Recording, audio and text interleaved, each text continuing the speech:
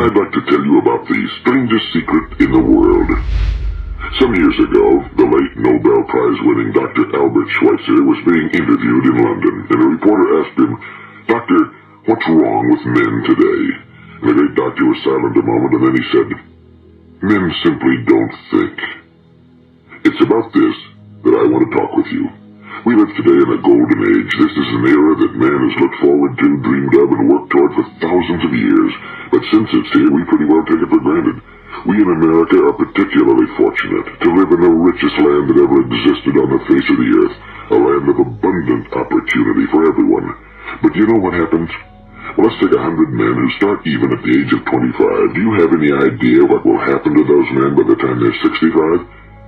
These 100 men who all start even at the age of 25 believe they're going to be successful. If you ask any one of these men if he wanted to be a success, he'd tell you he did. And you'd notice that he was eager toward life, that there was a certain sparkle to his eye, an erectness to his carriage, and life seemed like a pretty interesting adventure to him. But by the time they're 65, 1 will be rich. 4 will be financially independent. 5 will still be working. 54 will be broke. Now think a moment. Out of the 100, only 5 make the grade. Now why do so many fail? What has happened to the sparkle that was there when they were 25? What's become of their dreams, their hopes, their plans? And why is there such a large disparity between what these men intended to do and what they actually accomplished? When we say about 5% achieve success, we have to define success. And here's the best definition I've ever been able to find. Success is the progressive realization of a worthy ideal. If a man is working toward a predetermined goal and knows where he's going, that man is a success. If he's not doing that, he's a failure. Success is the progressive realization of a worthy ideal. Rollo May, the distinguished psychiatrist, wrote a wonderful book called Man's Search for Himself. And in this book he says, the opposite of courage in our society is not cowardice. It is conformity. And there you have the trouble today. It's conformity, people acting like everyone else without knowing why, without knowing where they're going. Now think of it. In America right now, there are over 18 million people 65 years of age and older. And most of them are broke. They're dependent on someone else for life's necessities. Now, we learn to read by the time we're 7. We learn to make a living by the time we're 25. Usually by that time, we're not only making a living, we're supporting a family. And yet by the time we're 65, we haven't learned how to become financially independent in the richest land that has ever been known. Why? We conform. And the trouble is that we're acting like the wrong percentage group, the 95 who don't succeed. Now, why do these people conform? Well, they really don't know. These people believe that their lives are shaped by circumstances, by things that happen to them, by exterior forces. They're outer-directed people. A survey was made one time that covered a lot of men, working men, and these men were asked, "Why do you work? Why do you get up in the morning?" 19 out of 20 had no idea. If you ask them, they'll say, well, everyone goes to work in the morning, and that's the reason they do it, because everyone else is doing it. Now let's get back to our definition of success. Who succeeds? The only person who succeeds is the person who is progressively realizing a worthy ideal. He's the person who says, I'm going to become this, and then begins to work toward that goal. I'll tell you who the successful people are. A success is the school teacher who's teaching school because that's what he or she wants to do. The success is the woman who's a wife and mother because she wanted to become a wife and mother and is doing a good job of it. The success is the man who runs the corner gas station because that was his dream. That's what he wanted to do. The success is the successful salesman who wants to become a top-notch salesman and grow and build with his organization. A success is anyone who is doing deliberately a predetermined job because that's what he decided to do deliberately. But only 1 out of 20 does that. That's why today there isn't really any competition unless we make it for ourselves. Instead of competing, all we have to do is create. You know, for 20 years I looked for the key which would determine what would happen to a human being. Was there a key I wanted to know which would make the future a promise that we could foretell to a large extent?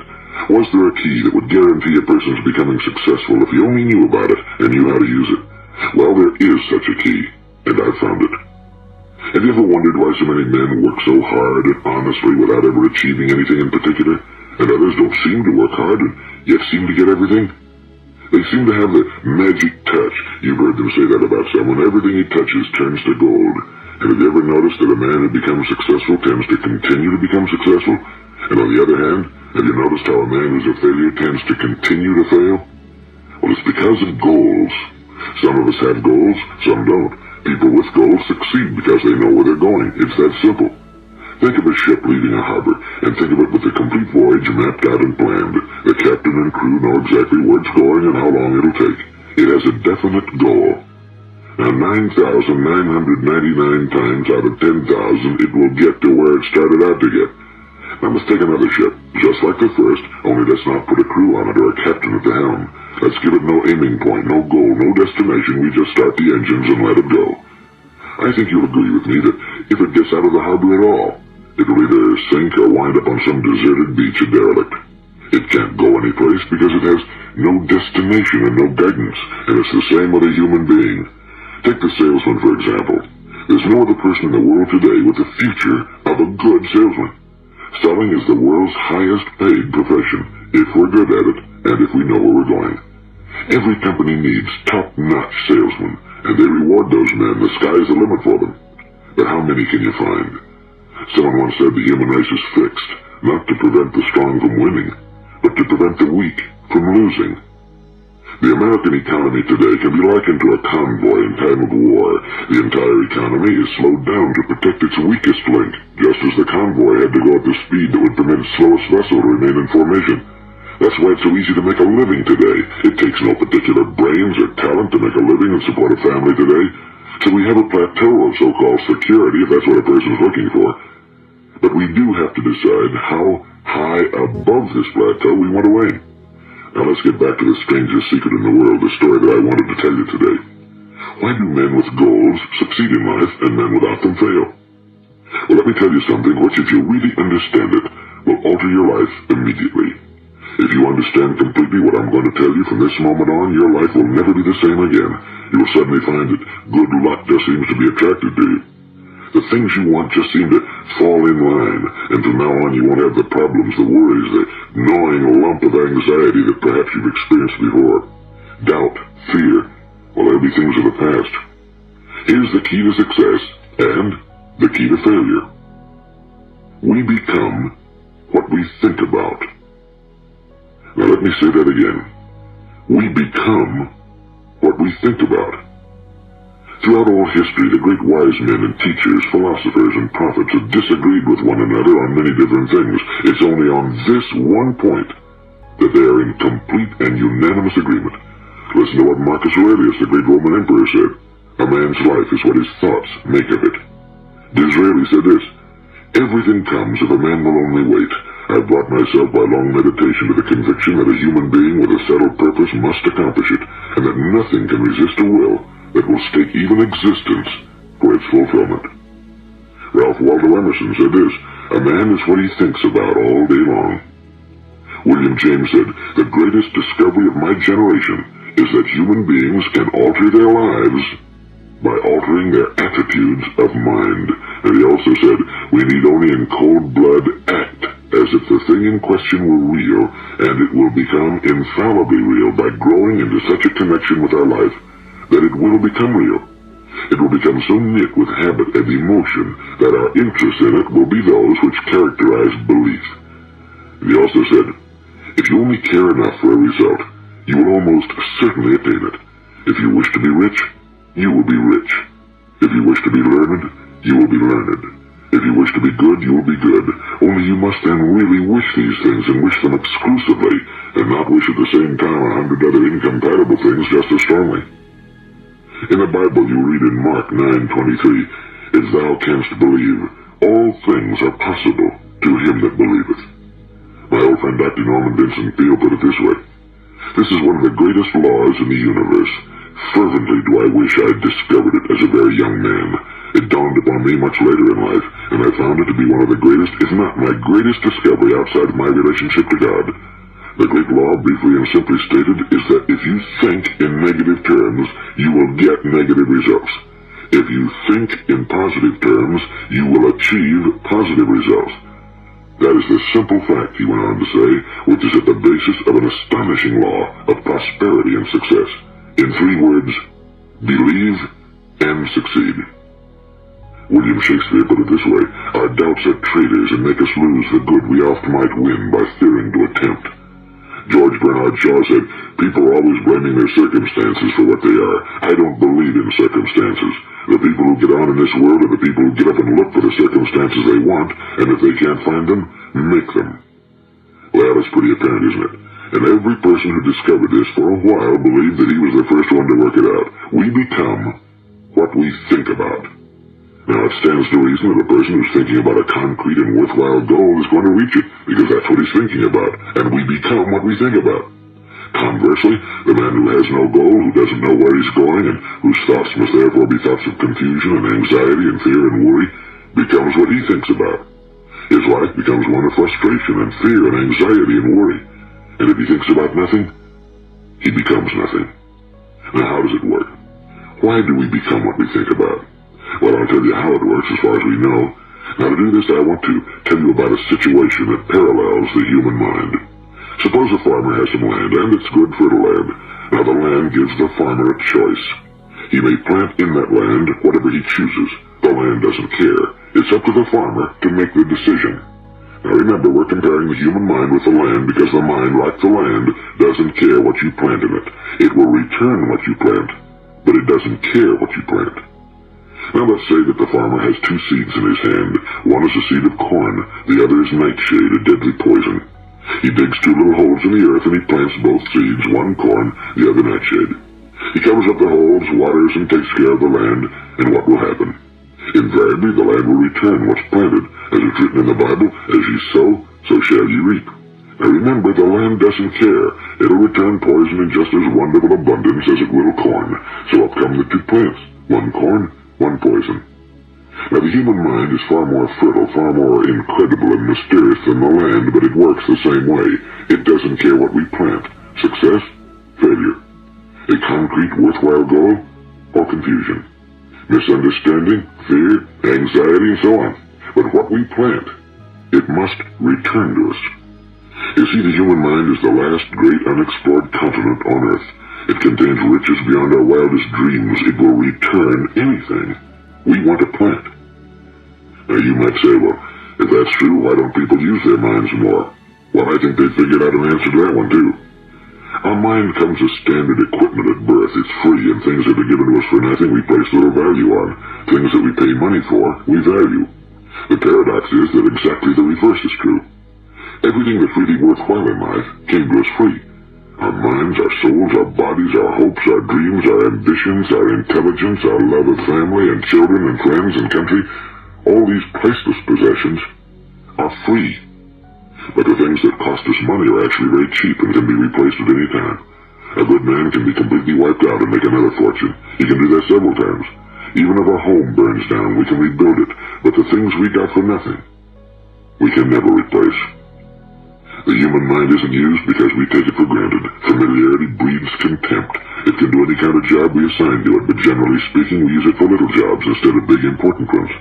Universities have proved that most of us are operating on about 10% or less of our abilities. So decide now, what is it you want? Plant your goal in your mind. It's the most important decision you ever make in your entire life. What is it you want? You want to be an outstanding salesman? A better worker at your particular job? You want to go places in your company? In your community? Do you want to get rich? All you've got to do is plant that seed in your mind, care for it, work steadily toward your goal, and it will become a reality. It not only will, there's no way that it cannot. You see, that's a law, like the laws of Sir Isaac Newton, the laws of gravity. If you get on top of a building and jump off, you'll always go down. You'll never go up, and it's the same with all the other laws of nature. They always work. They're inflexible. Think about your goal in a relaxed, positive way. Picture yourself in your mind's eye as having already achieved this goal. See yourself doing the things you will be doing when you've reached your goal. Ours has been called the phenobarbital age, the age of ulcers and nervous breakdowns and tranquilizers. At a time when medical research has raised us to a new plateau of good health and longevity, far too many of us worry ourselves into an early grave trying to cope with things in our own little personal ways without learning a few great laws that will take care of everything for us. These things we bring on ourselves through our habitual way of thinking. Every one of us is the sum total of his own thoughts. He is where he is because that's exactly where he really wants to be, whether he'll admit that or not. Each of us must live off the fruit of his thoughts in the future, because what you think today and tomorrow, next month and next year, will mold your life and determine your future. You're guided by your mind. I remember one time I was driving through eastern Arizona and I saw one of those giant earth-moving machines roaring along the road at about 35 miles an hour with what looked like 30 tons of dirt in it. A tremendous, incredible machine. And there was a little man perched way up on top with the wheel in his hands guiding it. And as I drove along, I was struck by the similarity of that machine to the human mind. Just suppose you're sitting at the controls of such a vast source of energy. Are you going to sit back and fold your arms and let it run itself into a ditch? Or are you going to keep both hands firmly on the wheel and control and direct this power to a specific, worthwhile purpose? It's up to you. You're in the driver's seat. You see, the very law that gives us success is a two-edged sword. We must control our thinking.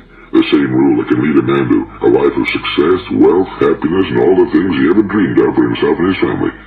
That very same law can lead him into the gutter. It's all in how he uses it, for good or for bad. This is the strangest secret in the world. Now, why do I say it's strange, and why do I call it a secret? Actually, it isn't a secret at all. It was first promulgated by some of the earliest wise men, and it appears again and again throughout the Bible, but very few people have learned it, understand it. That's why it's strange, and why for some equally strange reason it virtually remains a secret. I believe that you could go out and walk down the main street of your town and ask one man after another what the secret of success is, and you probably wouldn't run into one man in a month who could tell you. Now, this information is enormously valuable to us if we really understand it and apply it. It's valuable to us not only for our own lives, but the lives of those around us, our families, employees, associates, and friends. Life should be an exciting adventure. It should never be a bore. A man should live fully, be alive. He should be glad to get out of bed in the morning. He should be doing a job he likes to do because he does it well. One time I heard Grove Patterson, the great late editor-in-chief of the Toledo Daily Blade, make a speech, and as he concluded his speech, he said something I've never forgotten. He said, "My years in the newspaper business have convinced me of several things. Among them, that people are basically good, and that we came from someplace, and we're going someplace. So we should make our time here an exciting adventure. The architect of the universe didn't build a stairway leading nowhere." And the greatest teacher of all, the carpenter from the plains of Galilee, gave us the secret time and time again. As ye believe, so shall it be done unto you. I've explained the strangest secret in the world and how it works. Now on this side I want to explain how you can prove to yourself the enormous returns possible in your own life by putting this secret to a practical test. I want you to make a test that will last 30 days. It isn't going to be easy, but if you'll give it a good try, it will completely change your life for the better. Now, back in the 17th century, Sir Isaac Newton, the English mathematician and natural philosopher, gave us some natural laws of physics which apply as much to human beings as they do to the movement of bodies in the universe. And one of these laws is that for every action, there is an equal and opposite reaction. Simply stated, as it applies to you and me, it means we can achieve nothing without paying the price. The results of your 30-day experiment will be in direct proportion to the effort you put forth. To be a doctor, you must pay the price of long years of difficult study. To be successful in selling, and remember that each of us succeeds to the extent of his ability to sell.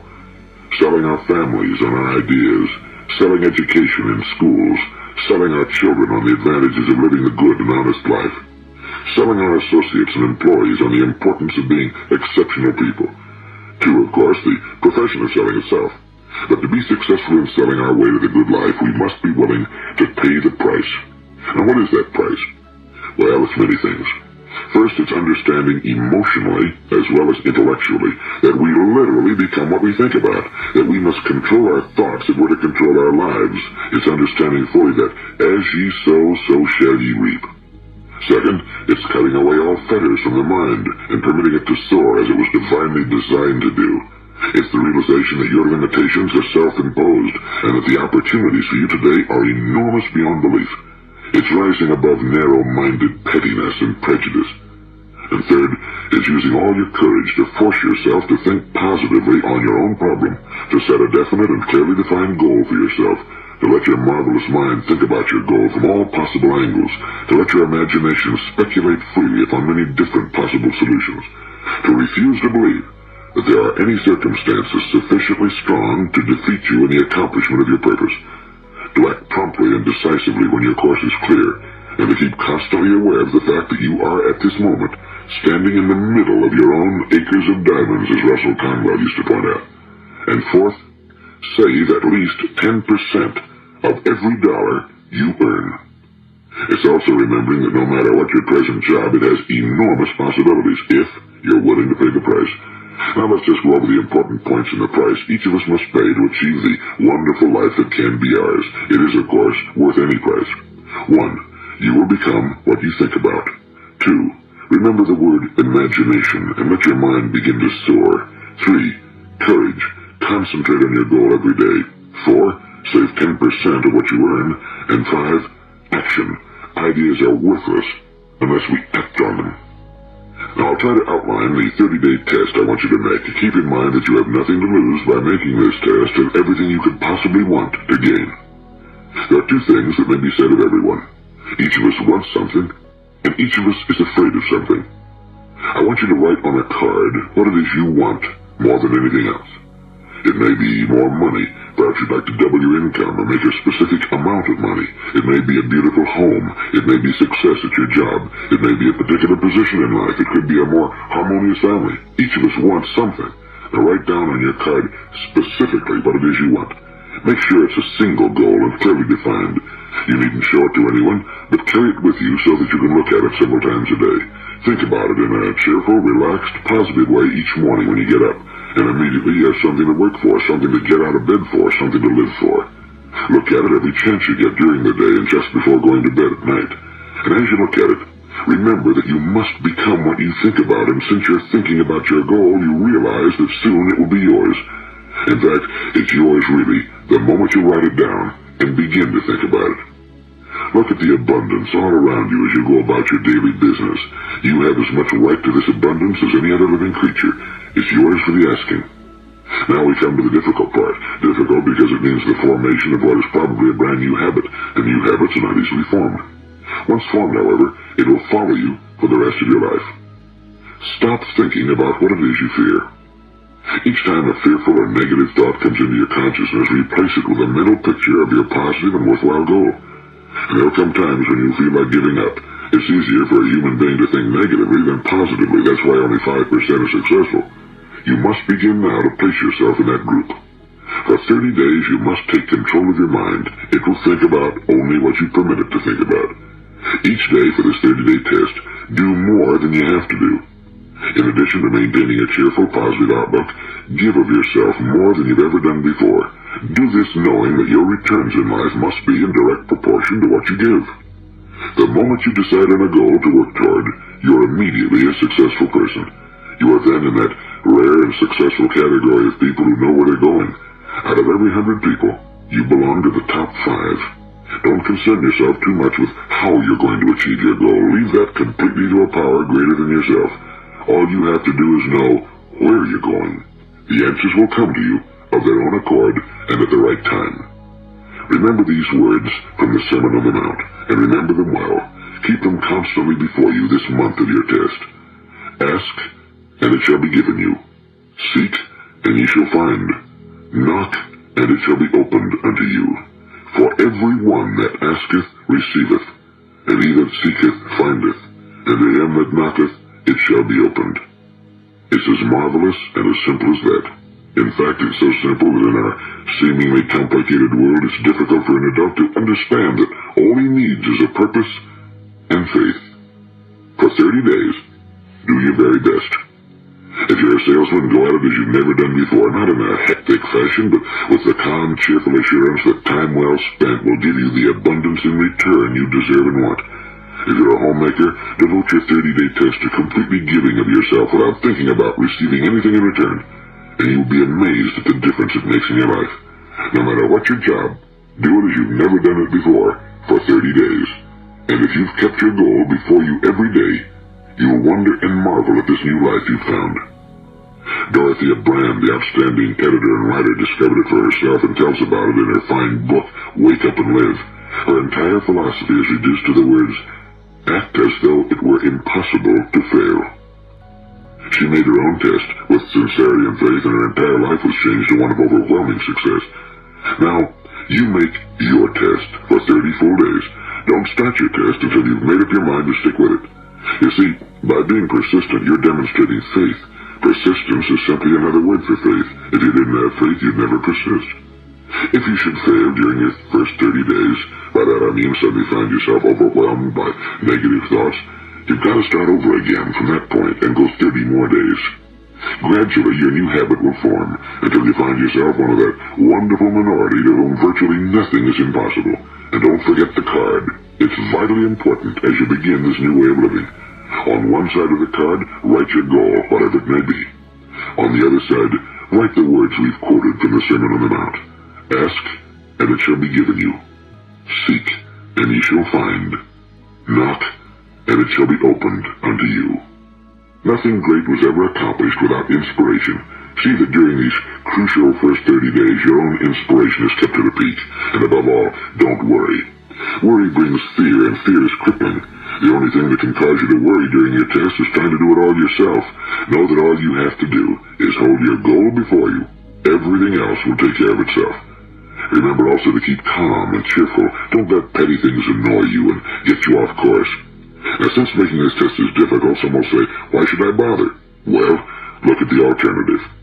No one wants to be a failure. No one really wants to be a mediocre individual. No one wants a life constantly filled with worry and fear and frustration. Therefore, remember that you must reap that which you sow. If you sow negative thoughts, your life will be filled with negative things. If you sow positive thoughts, your life will be cheerful, successful, and positive. Now, gradually, you'll have a tendency to forget what you've heard on this recording. Play it often. Keep reminding yourself of what you must do to form this new habit. Gather your whole family around at regular intervals and listen to what's been said here.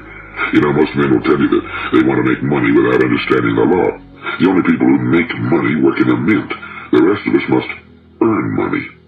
This is what causes those who keep looking for something for nothing or a free ride to fail in life. The only way to earn money is by providing people with services or products which are needed and useful. We exchange our time and our product or service for the other man's money. Therefore, the law is that our financial return will be in direct proportion to our service. Now, success is not the result of making money. Making money is the result of success, and success is in direct proportion to our service. Most people have this law backwards. They believe that you're successful if you earn a lot of money. The truth is that you can only earn money after you're successful. It's like the story of the man who sat in front of the stove and said to it, give me heat, and then I'll add the wood. How many men and women do you know, or do you suppose there are today, who take the same attitude toward life? There are millions. We've got to put the fuel in before we can expect heat. Likewise, we've got to be of service first before we can expect money. Don't concern yourself with the money. Be of service, build, work, dream, create. Do this and you'll find there's no limit to the prosperity and abundance will come to you. Prosperity, you know, is founded upon a law of mutual exchange. Any person who contributes to prosperity must prosper in turn himself. Sometimes the return will not come from those you serve, but it must come to you from someplace, because that's the law.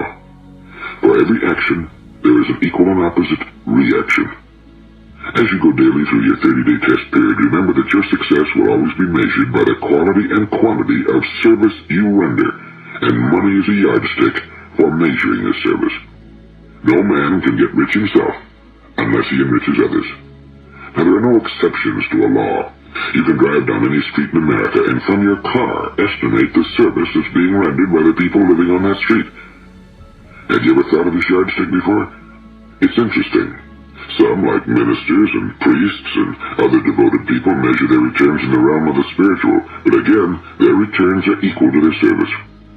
Once this law is fully understood, any thinking person can tell his own fortune.